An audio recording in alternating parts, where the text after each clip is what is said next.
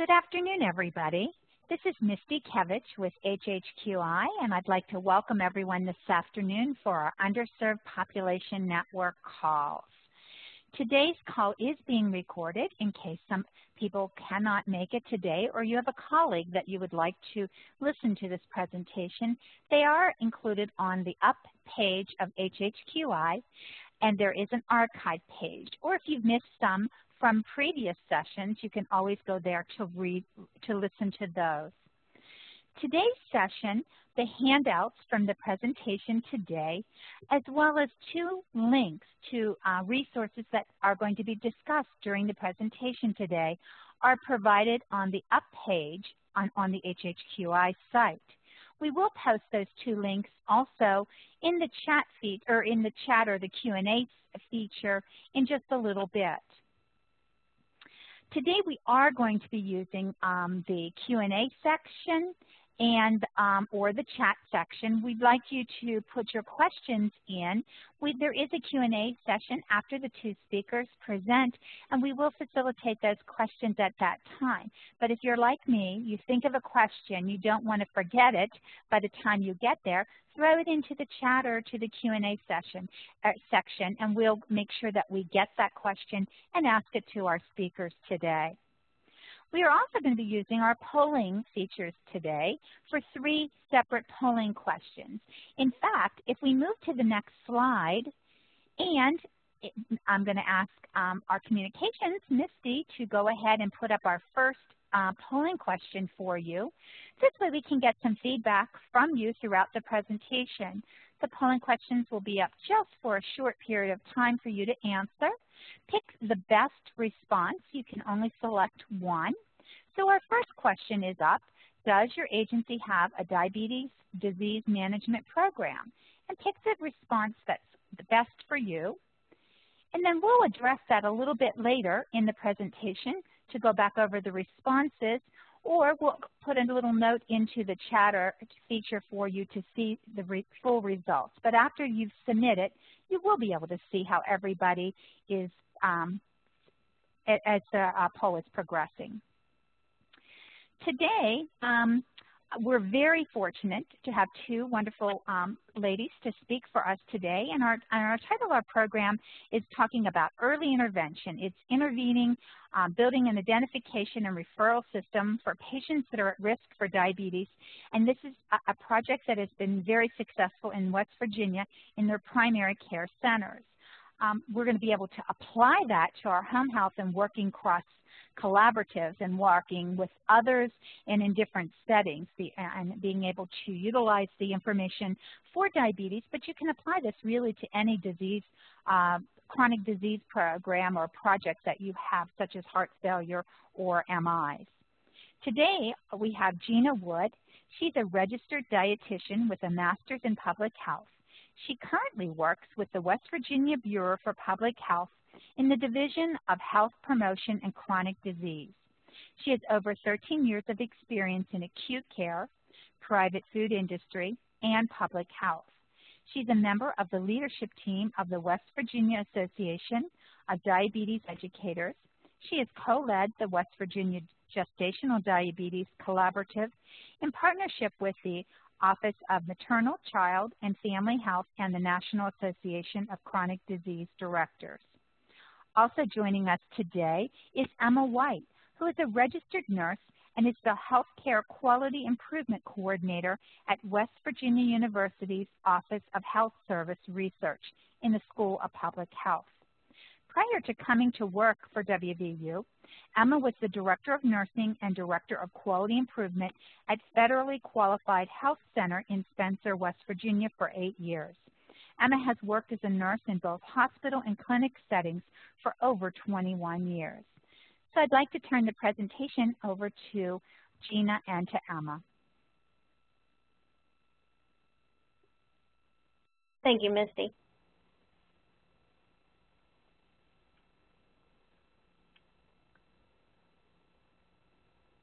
Well, thank you, Misty, this is Emma. Thank you for this invitation to present today. I'm just going to briefly go over the objectives, and then we'll get started on looking at some data. I'm going to go over the objective, the background on OHSR and the Bureau of Public Health and our partnership. We're going to look at data and outcomes and potential for use, and also our West Virginia Chronic Disease Registry. We use National Quality Forum and PQRS measures, and we look very closely at blood pressure outcomes currently. That's one of our primary focuses. I'm going to discuss putting data to use, and then Gina's going to talk about diabetes prevention efforts in West Virginia. Next slide.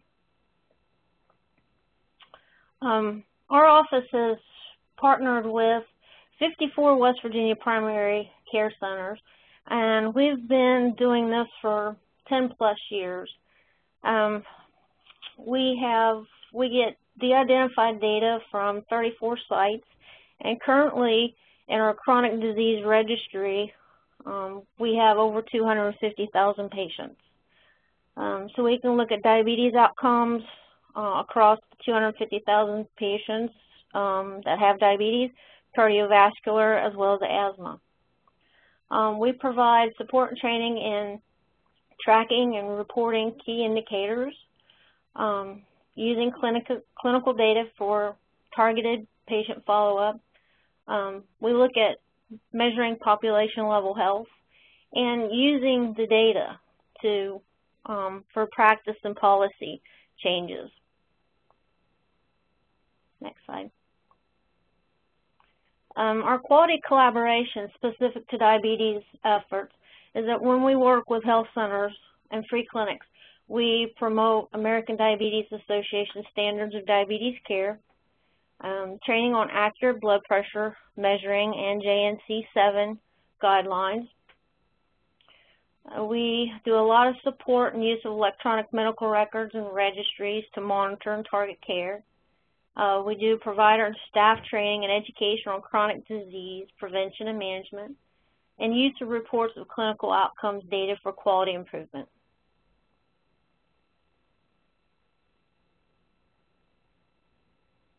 Great. We'll go ahead and do could we do the next polling question? So as you do that polling question, we will get some information to you for the last polling question. Misty and Shannon, is there a way that I can see the next poll, the results from the first one, or do I need to wait? I'm sorry.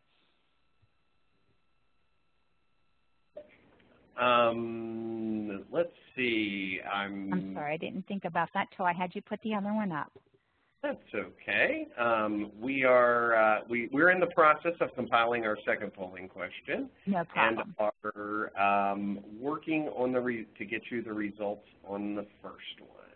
No problem. What we will do is we'll just go right on in, go ahead and let you continue to answer your polling question, and we'll move right on to the presentation, and we'll come back when we hit the third polling question, and we'll go over both responses. Thank you.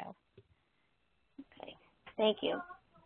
I think one of the most important aspects of quality improvement is not just looking at a dashboard or a final report.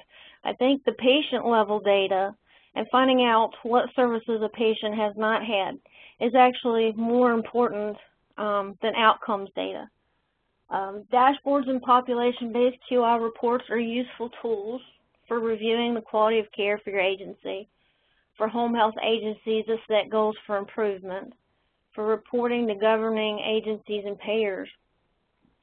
But most of the time, they're not useful for reviewing patient-level data, for finding patients who have not had a service, such as an A1C or a Pneumovax, and for identifying patients who are at risk for chronic conditions.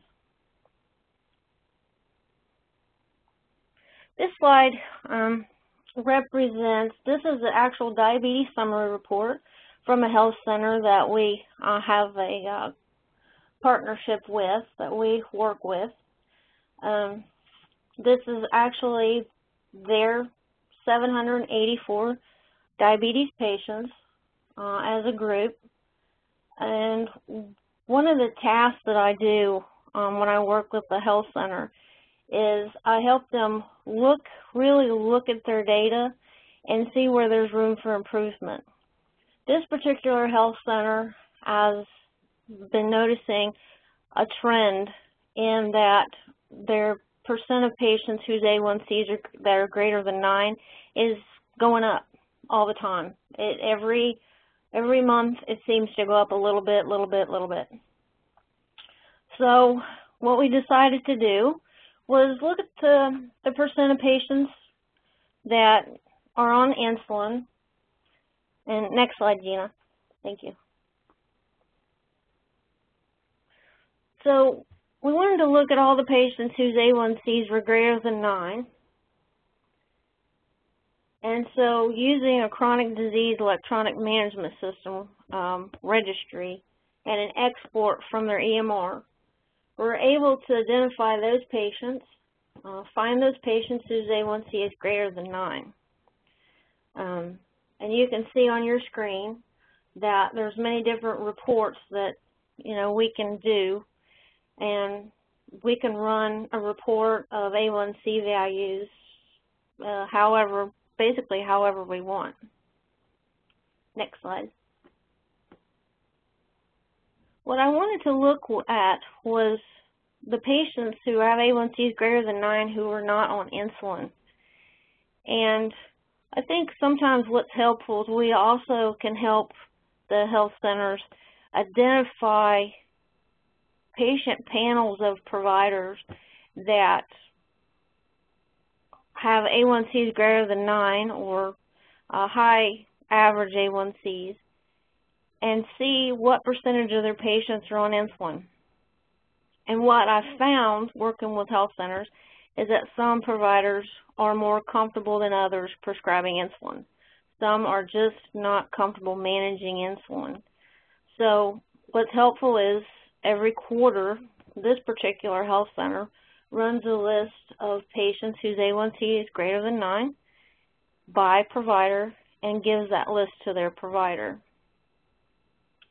This has led to an increased referral to endocrinology, handoff to another provider who is better at managing diabetes, we're more comfortable with prescribing insulin. And also, flags have been placed in the EMR to alert the provider that this patient probably should have more frequent follow-up and be monitored more closely. Next slide.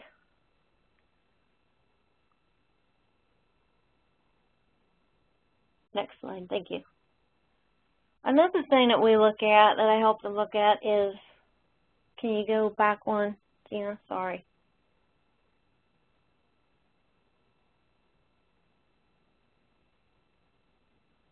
Is LDL levels, and this is LDL level in the same panel of diabetes patients, and 16% of their patients have an LDL greater than 130. Next slide.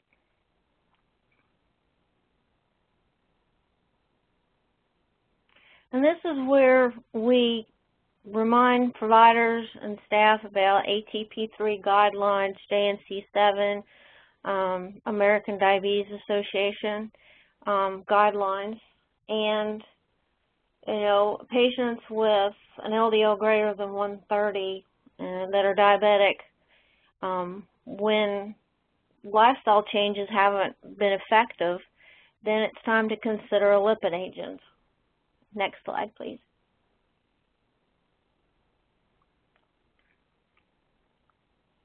So then, as a panel of patients, we can look at the number of patients who have hyperlipidemia and the number of patients who are on lipid-lowering agents. And as you can see, it's pretty comparable. Next slide. Patients with a lipid panel in the last year, 58%. This is the diabetic population. This is another aspect that I like to help them look at, is how to improve that. Patients should have a lipid panel every year. So using point-of-care reminders in the EMR, health maintenance alerts, decision support with their EMR, we've been able to customize those features to help place reminders to the providers. It's very, very, very difficult for providers to remember to do everything that they need to do in a 15-minute visit. Next slide. Great, Emma. We're going to go ahead and do another polling question. We'll be posting it, and I will give you some results from our first two polling questions. The first one was, does your agency have a diabetes disease management program? Because we know the first disease management program most agencies do is heart failure, and they build from that point on. And it was great. 40% of you who responded to this survey already have a diabetes program already in place, and 4 are planning in the next 6 months. And we think that's awesome, and really staying with the evidence-based guidelines that Emma's already referencing through her slides already, and what they're looking at is a perfect place for you to start. And the second polling question, so we'll caught up here, is talking about does your agency have reports or dashboards for QI that filter to the patient level, just like Emma was showing us with what they're doing in their project, moving beyond the outcomes. Can you get it down to patient level? And that's not very difficult at times depending upon your vendor systems. But we have 13% have to manually do auditing reports. 13% are getting electronic reports in some fashion. 3% have electronic dashboards, and I'm not surprised that that number is low because of technology being able to do that, but it is exactly what Emma is talking about, that even agents or primary care practices and centers are just now doing too, so that's great. And then we also have about 10% not at this time but are in the process, and 19% that aren't at this point. So we are all over the place with where we are with our reporting, but knowing that we really need to be able to get to patient-level data. And a good example of that that Emma mentioned briefly, too, is like immunizations, knowing who has and has not had their influenza vaccine or the pneumococcal vaccine. If we're able to utilize the computer technology to get us that list, it's far better than having to just randomly figure that out through going through charts or talking with clinicians. So very good to see the results that that we have from our 2 polling questions, and we'll come back and talk about the 3rd polling question. Actually, I'm not even going to reference this. This is a question that's going to be answered within the presentation. So it was just a starting point to start you thinking about pre-diabetes. So now I'll turn the presentation back over to our speakers. Great. Hi, everybody. This is Gina Wood speaking. Thanks so much to Misty and Emma. Emma's just given you some really excellent examples of how patient data can be used to drive quality improvement efforts for people with diabetes. And what I'm going to do now is expand on that. We have partnered with the WVU Office of Health Services Research to address diabetes in primary care centers for a long time, as Emma said, probably over about 10 years. And what we've done now in the past year or so is taken that work and expanded it to the pre-diabetes state so that we can begin to identify patients at risk for type 2 diabetes and then work with those primary care centers to intervene appropriately with those patients. So just to describe a little bit about the work that we've done, we worked with OHSR to develop an algorithm which could be used to identify patients with risk factors for prediabetes. So we took that patient data, extracted it from the EMRs of 4 pilot primary care centers, in fact 2 federally qualified health centers and 2 free clinics.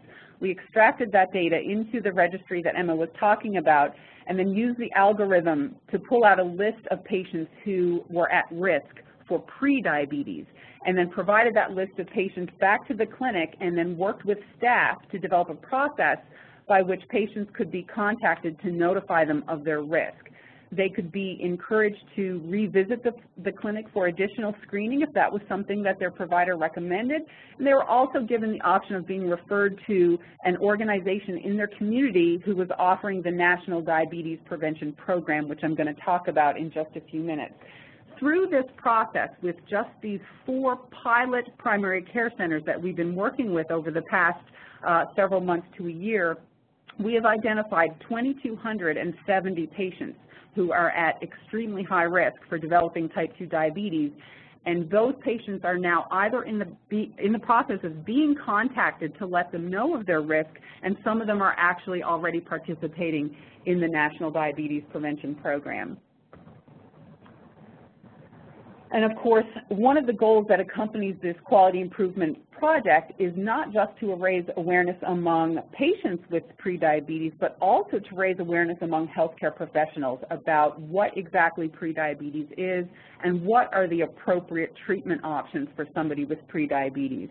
And also, of course, to encourage healthcare professionals to communicate more often and more clearly with their patients about prediabetes and let them know that this is a very, very preventable disease, and there's now very, very strong evidence to support that, which I'm going to talk about more in just a moment.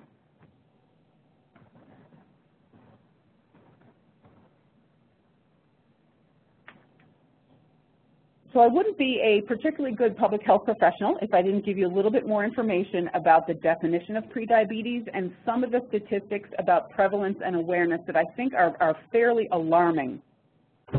Prediabetes is a condition where blood glucose is higher than normal, but it's not high enough to be diagnosed as type 2 diabetes. You may have heard this referred to as borderline diabetes or impaired fasting glucose or impaired glucose tolerance or even insulin resistance. Most often there are no symptoms associated with prediabetes, and so people often don't know that they have it. And if it's diagnosed, it usually happens when a person is screened for diabetes. And most people with prediabetes will develop type 2 diabetes within about 5 to 10 years. So you can see that we have a particularly narrow window of opportunity to intervene in patients that have these risk factors. So in terms of prevalence, we're probably all pretty aware about the diabetes epidemic. We have about 26 million people in the United States, about 9% of the population that has diabetes. However, what's particularly alarming is that we also have about 79 million additional people that have prediabetes. So those folks are kind of hanging out, they're waiting in the wings, so to speak, and they will develop type 2 diabetes if we don't intervene. And like I said, we've got a pretty narrow window, about 5 to 10 years to do that type of intervention. So the national epidemic of diabetes is about to, and actually is in fact in the process of exploding because of this underlying epidemic of prediabetes. So who has prediabetes?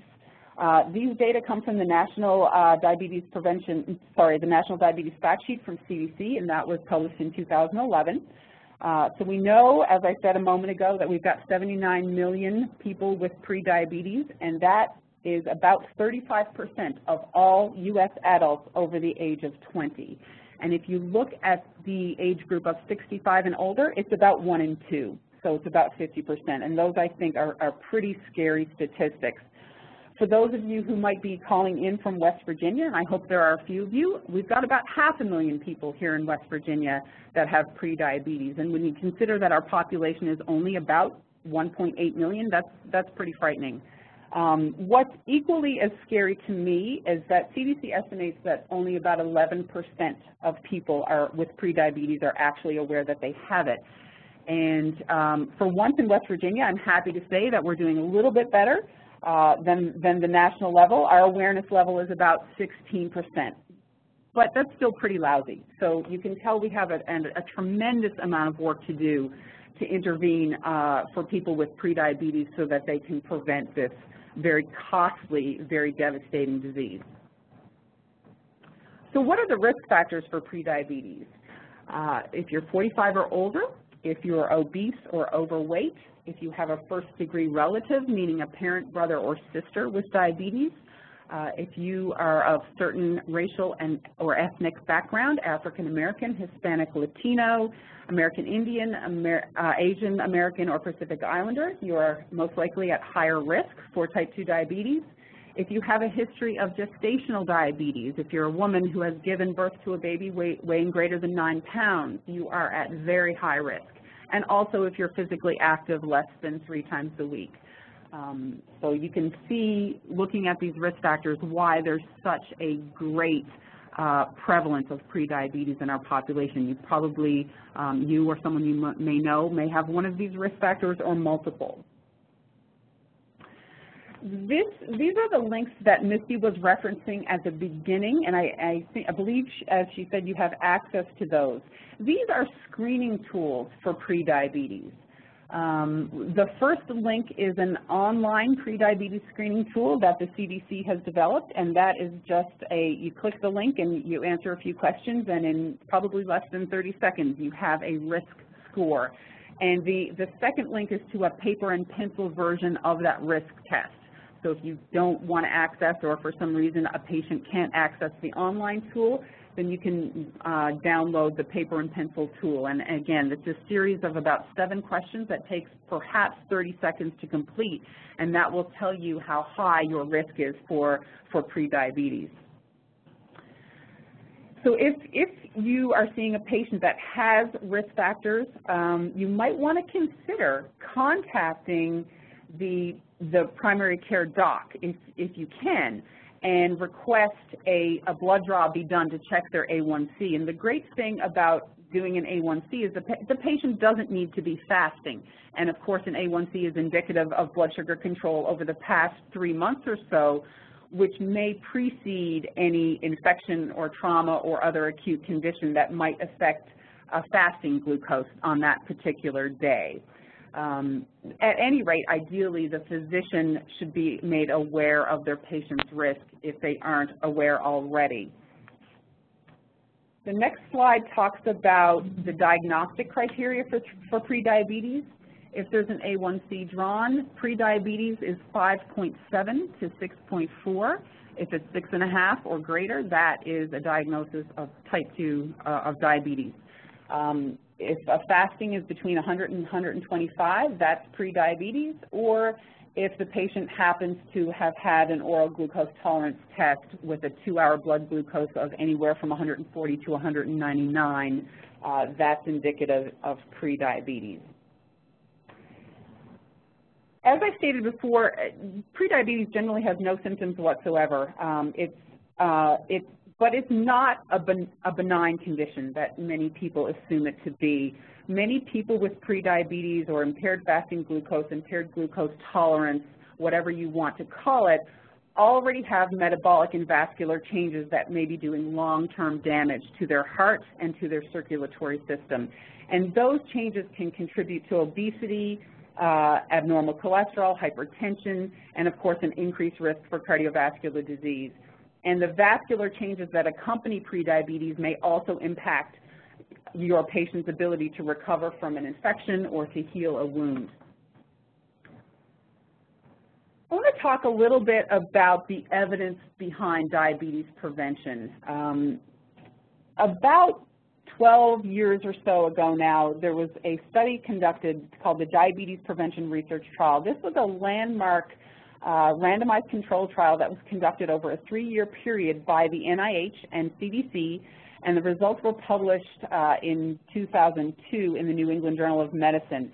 This study was done to determine if diet and exercise or the oral diabetes drug metformin could prevent or delay the onset of type 2 diabetes in people with prediabetes. Over 3,200 people with prediabetes participated in 27 clinical centers across the country, and those participants were randomized into 3 different treatment groups.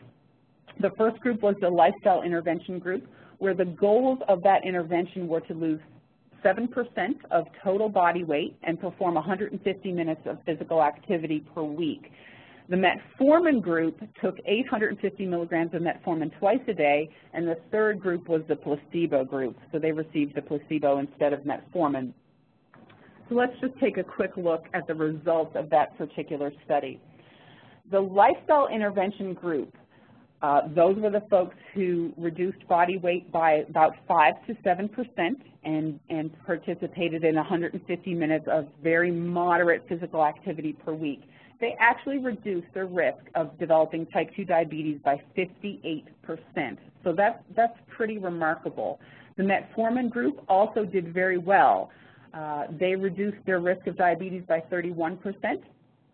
And I want to point out that the lifestyle changes worked particularly well for participants that were age 60 and older. The lifestyle group of those participants 60 and older, they actually reduced their risk by 71%. And I would imagine in home health you're dealing with a lot of patients in that particular age group. So lifestyle change is particularly important and particularly effective in that group. Also, blood pressure, triglycerides, and LDL cholesterol levels decreased in the patients participating in the lifestyle arm of this trial. Over the past 10 years, what CDC has been working on is translating the lifestyle intervention curriculum of that particular research trial into a program that can be delivered at the community level among small groups of people who are at high risk for type 2 diabetes, and those groups are facilitated by a trained lifestyle coach. This program is called the National Diabetes Prevention Program, and it's currently being offered by well over 200 organizations across the country, and in many cases now is being reimbursed by insurance. Also currently, if you didn't already know this, there is a bill before Congress. It's Senate Bill 452, or the House version of the bill is 962. That bill was initiated by West Virginia's own Senator Jay Rockefeller, along with Al Franken from Minnesota and Susan Collins from Maine. And that bill is called the Medicare and Diabetes Prevention Act, and the passage of that bill would require Medicare to pay for the National Diabetes Prevention Program as part of its benefit design. So if you or the patient, if you or the people that you work with are in a position to talk with patients about prediabetes, I would encourage you to mention to them that they may have risk factors for this disease. If you can work with that 30-second tool that I described earlier that would identify their risk a little bit more specifically and identify their risk factors, you can talk to them that they may have risk factors for this disease. You can talk to them about how even just a little bit of weight loss can really reduce their risk quite significantly. And like I said before, it's 5 to 7%. I think many people with prediabetes are probably talked to by healthcare professionals in one of two ways. And I would like to say that there's probably a little bit of room for mediating that a little bit. I think the message that most people are hearing is probably, oh, you have prediabetes, Mrs. Jones, it's nothing to worry about, at least you don't have diabetes. And I would like to advocate that the prediabetes state is exactly the point where we should be worried about it, because we now have very, very, very strong evidence that even just a little bit of weight loss can reduce somebody's risk by about 58 to 71%, as I said before, depending on their age group. That could be as little as 10 to 14 pounds for somebody who weighs 200 pounds. It's not a lot of weight, and I think that's the other way that people are spoken to about prediabetes. I think providers and healthcare professionals often say, if you don't lose weight, you're going to get type 2 diabetes. And I think people, because they don't have the evidence and they don't know that the weight loss is really, it's not huge. They don't need to lose 50, 60, or 70 pounds. It could be as little as 10 pounds. To significantly reduce their risk. So I think we need to moderate that discussion a little bit and not tell them that it's nothing to worry about and not sort of threaten them, but give them the accurate information. And that's probably a little bit of a softer message, and it's a message that I would hope carries a little bit more hope with it. So talk to your patients about losing just a small amount of weight and getting some regular physical activity. Now, I know in home health, patients may not be appropriate for this type of intervention. They may not be able to get physical activity, and I'm sensitive to that fact. But perhaps metformin might be an option for those patients if they aren't already taking metformin. So for people with prediabetes, as we showed a moment ago, metformin can reduce their risk by 31%, which is very, very significant. So even though physical activity changes in diet and lifestyle may not be an option, metformin may be. And that's something that would need to be discussed, obviously, with their primary care provider. And of course, the last slide, and this is a bit of a stretch potentially for folks that are receiving home health services, but it may not be. Once they're discharged, depending on their condition, they may be very, very appropriate to participate in one of the national diabetes prevention programs across the country. And there is a link, and if you don't have access to that, I can certainly send it out to Misty, and she can send it out to everybody who's participating in the call. CDC has a link to the registry of organizations who are offering this program across the country. And like I said, there's well over 200 of these organizations who are offering this program at the community level in places everywhere across the country. In West Virginia, for those of you who may be calling in from West Virginia, we have 16 organizations who are recognized by CDC to deliver this program.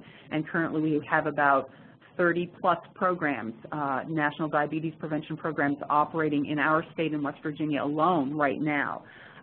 So it's a program that helps folks lose that 5 to 7% body weight, and thereby, significantly reducing the risk for type 2 diabetes. That is, I believe, the end of what Emma and I have to present. I think Misty has some information that she wants to review with you, so I'll just say thanks to everybody, and thanks to Misty for inviting us to speak with you today. And I believe once Misty is finished with her portion of the presentation, we'll probably have a few minutes for questions. So thanks very much.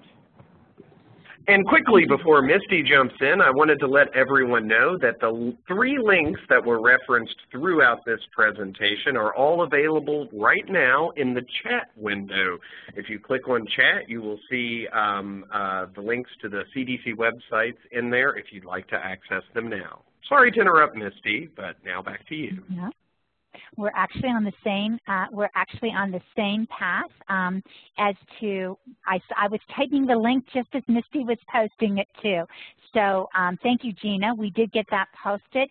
And then just as a reminder, the handouts from the presentation today, as well as the 2 links to the diabetes risk assessment, one paper-based and one is electronic, are posted with the handouts on our website under HHQI under the UPS tab.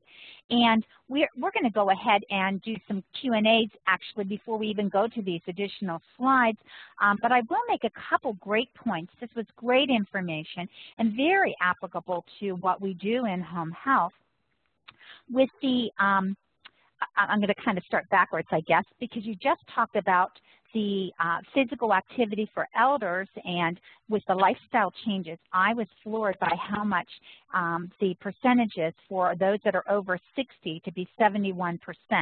That was phenomenal, and that is probably the majority of the agencies that are on the line. Your primary population that you see is older than 60, and we're getting ready to be putting out the second cardiovascular health best practice package November 1st, and we've been working on the cholesterol and the smoking cessation. But with cholesterol, this is National Cholesterol Education Month for September, and we are going to be starting to post, I believe next week, 3 consecutive weeks of blogs related to managing cholesterol. The first is more of an introduction about how you can do that, including diet, exercise, and also medications. The second week, we have a guest blogger, Karen Sandusky, who is a registered dietitian, nutritionist. She has an excellent blog that will be coming out related to working with and educating on nutrition to help reduce cholesterol levels for elderly patients, and really good educational tips. And the third is going to be on physical activity for the elderly. There's an excellent article, and everything is linked to the full articles for you, but an excellent article to find that exercise for our elderly patients, and it's getting them moving and doing activity that is safe in their environment that really can impact their risk for heart failure, stroke, and diabetes, now that we've learned a little more about prediabetes as well.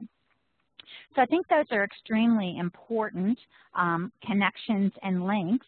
And I do have a question that I'm going to pose to you, and I'm going to guess that it's probably related to the prediabetes slide. We have Marie Travadis. I'm going to mess your name up. Sorry, Maria. And she is with our DNCC, who works with the disparity, is in charge of the Disparity Support Center for all of the QIOs. And she would like to know if there is an algorithm that, that you have available that helped you with your prediabetes risk factors. And I'm going to guess that was probably slide 20, talking about the blood glucose levels that are higher than normal, those that are asymptomatic. And if you have an algorithm or the data that you used from behind, or what was used to determine those people that would be at risk for prediabetes. Yeah, well, I'm just trying to go back. Thanks, Misty. This is Gina. I'm trying to go back to that slide. I'm not going to scroll back to it, but slide 20. And I'm guessing 20. I was kind of guessing that was a general one. Oh, okay. This person may be referring to the algorithm that we used to develop the data extraction piece from the EMR, okay. And that actually lies with the Office of Health Services Research. So we collaborated on how we would do that. So my part of that was just basically working with the Office of Health Services Research to do some education for them around which risk factors they would be looking at pulling out of the EMR data, and the actual algorithm was developed by Adam Baus at the Office of Health Services Research. So we would have to get in touch with Adam to determine whether that tool, I mean, I know that tool can be used in pretty much any place that has the use of electronic medical records. They've managed to interface so that data can be extracted. But we would have to speak with Adam about exactly how that tool was developed. And that would be great. And then I can make a connection with Maria for you then too. Sure. After that. That would be great. Yeah. Mm-hmm. And so if there are any other questions, please put them into the Q&A or the chat, and we'll make sure that we ask our speakers those questions. And while we're waiting, I do want to, I'll just make a couple other points that in looking at also the cardiovascular risk issues in the Best Practice Package Part 1, some of the same factors that you're looking at with hypertension, accurately taking blood pressures, as well as using the JNC7 guidelines. Those are all provided for everybody in the cardiovascular health Best Practice Package 1. That's a mouthful to say. And do look for the cholesterol. There's a lot of information that not only is going to be related to cholesterol, but we even have sections related to underserved populations, and there is a section how diabetes ties directly into with cholesterol and the cardiovascular risk. There are much higher risk, as well as with smoking. You'll see the diabetes is also included in the smoking cessation section as well. Some additional tools, while we might try to get a few questions here, is the Cross-Setting 2 Best Practice Intervention Package. It was from the second phase of the campaign. There are a variety of tools and resources related to diabetes education. If you're just developing a program, you want to use some tools to get started. There's some decision support tools, as well as self-care workbooks, and criteria, you may want to check to make sure that the information is up to date with the current standards, and you can utilize those and modify those as you like. We'll go to the next slide, and if there are any questions, please do put them in. The next Focus Best Practice package will be released we have our cardiac package that will come out November 1st, but we do have another Focus Disease Management packages. We have two coming up, but the one will be related to diabetes, and it will be coming out April the 1st of 2014. It will be one of the smaller, succinct packages, so there'll be some additional tools, resources, and education coming in April related to diabetes. I'll pause to see if there's any other questions. And you can see our next, I do have the next upcoming network webinar, which is later this month on the 25th. It is on Community Mental Health on Wheels. This is an excellent presentation from the Visiting Nurse Association of Ohio in Cleveland, talking about how to work within the constraints of home health payment coverage under Medicare, Medicaid, and how to manage those patients that have mental health illnesses within our environment. And also they have a psychiatric bridge program they went after grant money for to pick up those that fall through the cracks. So it's an excellent presentation. Next slide. Okay, now we're going to see if we can get Cindy's oh, we do have a question. Great. Are the packages available on the website? Yes. All of our packages are free and they're available. You just go to Education on the HHQI tab under Education, and then the listing of the best practices packages. The most recent is at the top. So Cross Settings 2, you just have to scroll down until you find that. It will open up the page, and then you'll be able to see lots of different resources. The whole package is there. There's heart failure, there's other programs, but I really wanted to highlight the diabetes pieces there. And any other questions? I don't see any more coming in. So we're going to see if we have Cindy Sun on the line and see if she has something. She's going to talk to us a little bit about our home health cardiovascular data registry. Cindy. Thanks, Misty, and hello, everyone. This has been a wonderful presentation, so I want to thank the speakers again. I've personally learned a lot, so it's I found it insightful, so I hope the rest of you did as well. I wanted to take this opportunity just to mention about the new cardiovascular data registry that has been launched in the past 3 weeks on the Home Health Quality Improvement site. This is for all CMS reporting home health agencies. It's a special opportunity to be able to be a pioneer, as we're calling it, because we're going into uncharted territory in opening a registry which is to demonstrate cardiovascular preventative health improvements at the agency level. This is in support of the Million Hearts Initiative that is co-chaired by CDC and CMS as well. So in support of that, home health agencies are being requested to submit your individual patient data. Now that sounds very dramatic and very tedious, and knowing that we all still only have 24 hours in the day, we've simplified this to where each patient would only have 2 to 7 questions depending on the patient's diagnosis, and they're very simple. But all of us that work with OASIS in home health, we're aware that cardiovascular health is promoted in home health, and vital signs such as blood pressure is recorded, but it's not recorded at a national level. So we're not able to create reports to help you in the field doing this and doing the work to demonstrate your work and to demonstrate the level of care that you're providing in controlling blood pressures.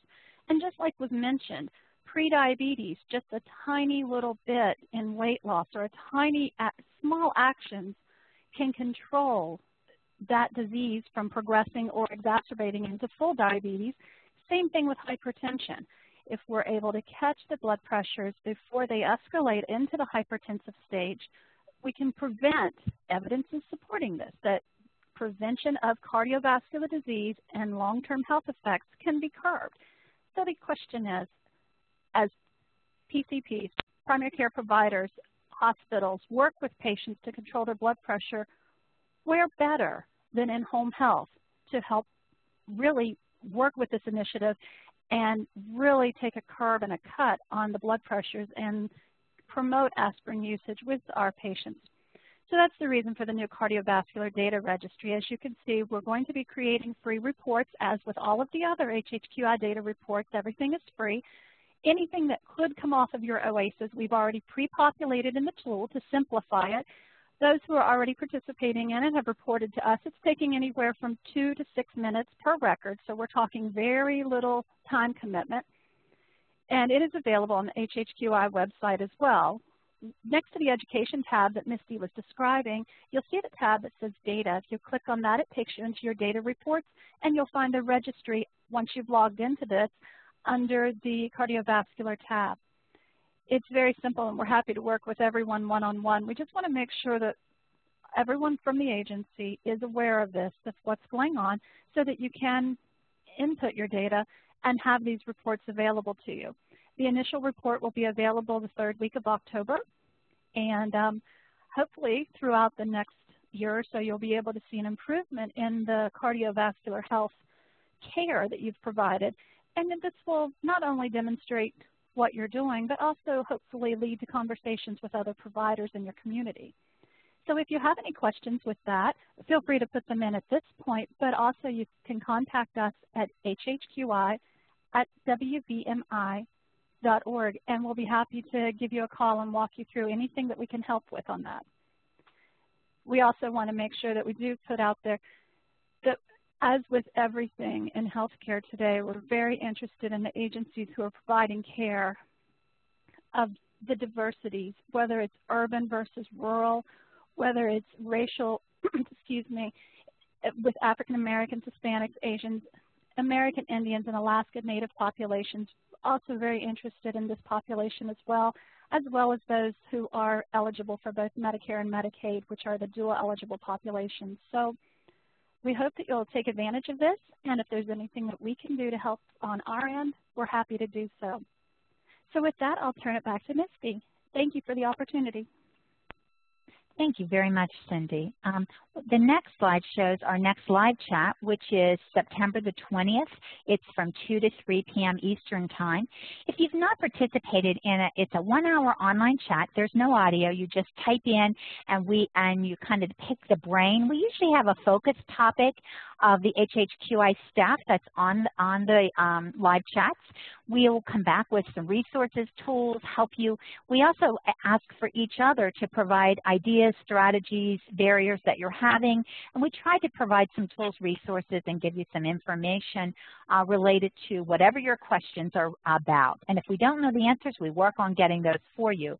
This month, we're going to focus on just what Cindy was talking about, so you can come and learn a little more about cardiovascular health data registry. We found that it is unbelievable the amount of agencies that are stating that it's about time. We want to do more, but we're limited by what data reports that we get, which ties directly into what Gina and Emma talked about in their project with the health promotion and chronic disease program they're working for. It's learning how to abstract data that we have in our systems, but how do we get that into reports that give us patient-level data or give us specific population data or information that's going to drive our quality improvement efforts that we're doing. And I'm going to put a message out there for you. You really have to talk to your vendors. You have to keep asking, but I need this, I need that. And unfortunately, when we started looking at cardiovascular health, there's not much in OASIS that we can abstract from. So with just a small number of questions, we are going to be able to get some good information and be able to help use some of the strategies in the best practice packages, the ABCSs, to help reduce heart attacks and strokes. And just as Gina and Emma are showing you, by doing the same thing with diabetes and trying to pick up on those pre-diabetics, getting them effectively into settings where they're going to be treated earlier, but we can do more screening amongst what we're doing. I know we still get paid and we're very overworked, but these are all part of providing the right care, and all of our chronic diseases tie into each other. And the model that we saw demonstrated today by Gina and Emma is really the model of not just the future, but it is the here and now. IHI's triple aim has really focused and really charged physician practices to change what they're doing. And that's the way they are doing and being very successful, is by using the data to drive best practices within their organizations, to identify those people that are at high risk, making sure that they receive the best practice interventions or the strategies to try to reduce their health risk and also to control and help them manage. So with that, I'm going to kind of turn it back to see if there's any last minute comments from Emma or Gina. No, Misty, this is Gina. I just want to thank you once again for inviting us to participate on the call this afternoon, and I want to thank Emma for her part in this as well. It's been a pleasure to do this afternoon, and as always, it's a pleasure to work with our partners at the West Virginia University Office of Health Services Research. Wonderful. Thank you, we Gina. thank you. We thank you both very, very much for today, and we also thank everyone that was able to join us today, and we hope that there are a lot more seeds planted in your mind of what you can do at your organization and to really push you out of the box too. So with that, we thank you again. To join us later this month on the 25th for our next up call on mental health. Thank you.